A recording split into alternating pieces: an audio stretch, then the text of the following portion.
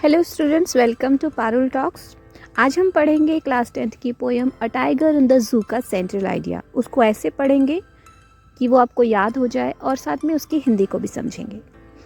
लेकिन उससे पहले आप सभी से एक रिक्वेस्ट है कि चैनल को सब्सक्राइब कर लीजिए। इस चैनल पर आपको इस तरह की वीडियोस मिलती रहती हैं। तो चलिए शुरू करते हैं अपनी poem. The poem shows the sharp contrast between tigers natural freedom in the jungle and his sad imprisoned life in the जू। इस कविता में एक शार्प कंट्रास्ट है, यानी कि एक तीव्र विरोधाभास है दो अलग अलग परिस्थितियों के बीच में। एक कि वो जंगल में उसकी जो प्राकृतिक स्वतंत्रता है, और दूसरा जब वो चिड़ियाघर में उदास है और पिंजरे में बंद है। In the jungle the tiger is powerful, fearless and free to hunt and live proudly. जंगल में टाइगर ताकतवर है, फियरलेस है यानी कि निर्भय है, उसे किसी का डर नहीं है।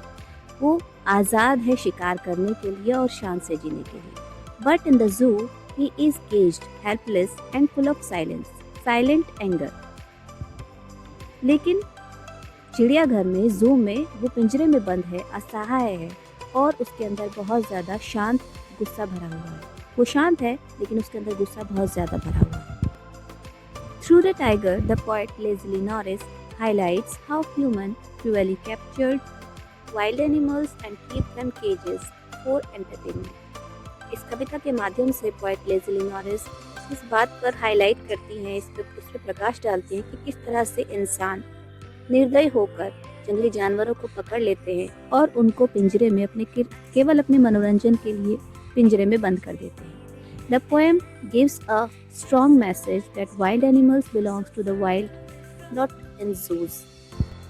कविता एक बड़ा मैसेज देती है, एक संदेश देती है कि जंगली जानवर, वाइल्ड एनिमल्स केवल जंगल के लिए हैं, उनका प्राकृतिक आवास जंगल है, ना कि चिड़ियाघर।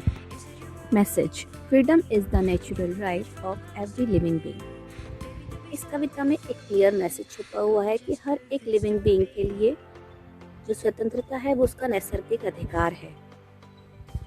इस कविता के माध्यम से पोएट लेज़ली नॉरिस यही बताना चाहती है कि हमें जानवरों को कैप्चर नहीं करना चाहिए, उनको उनके नैसर्गिक आवास जंगल में ही रहने देना चाहिए।